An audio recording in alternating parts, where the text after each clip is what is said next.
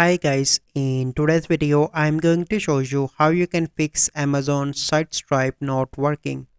So as you can see that I am on my Amazon account but there is no SiteStripe.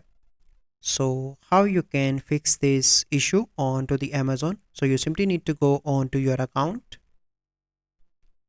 Here is, so you simply need to, here you can see the different options. So you simply need to search for Amazon Associates and log in into your account. So once I am in my account, then you simply need to click on tools and click on SiteStripe.